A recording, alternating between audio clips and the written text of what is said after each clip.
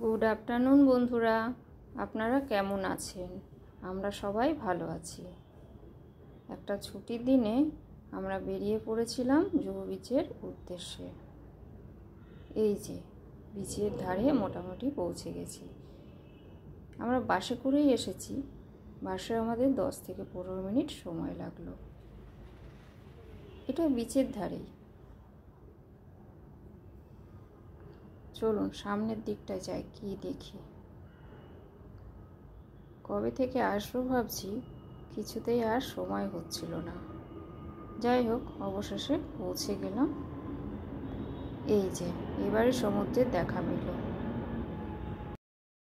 এই যে এখানে অনেক দোকানপাট বসেছে, কিন্তু পুরী দীঘার সমুদ্রের ধারে যেমন বিচের যে মার্কেট সেরকম কিন্তু নয়। এখানে আমরা সানসেট দেখার উদ্দেশ্যেই এসেছিলাম। চলুন ওই সামনের দিকটাতে যাই। ওই দিকটাতে প্রচণ্ড ভিড়। এদিকটা অবশ্য লোক সংখ্যা একটু কম রয়েছে দেখছি। হ্যাঁ, তবে জুহু বিচে ঝিনুক খোঁজার আনন্দটা কিন্তু মিস করবেন। এখানে কিন্তু সেই মাছ ভাজার কথা ভাবলেও চলবে না। আমার ছেলের তো আর ভালো লাগছে না, ও এখানে মজা পাচ্ছে না। পুরী সমুদ্রের দীঘার সমুদ্রকে মিস করছে। আর যেটা বলছিলাম, ফিল্ম স্টারদের বাড়ি কিন্তু জুহু বিচের এই দিকটাতে নয়।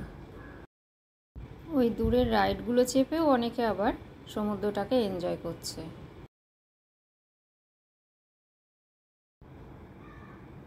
এই স্পিডবোটগুলো সমুদ্রের বুকে ঢেউ তুলতে পারলেও আমাদের মনে আনন্দ দিতে পারেনি।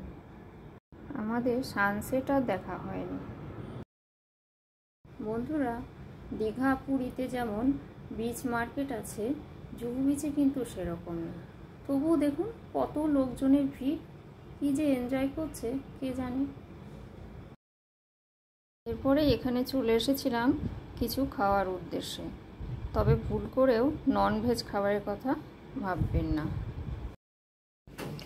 এখান থেকে আমরা 1 প্লেট করে ফুচকা আর ভেলপুরি খেয়ে বাড়ির উদ্দেশ্যে রওনা দিয়েছিলাম।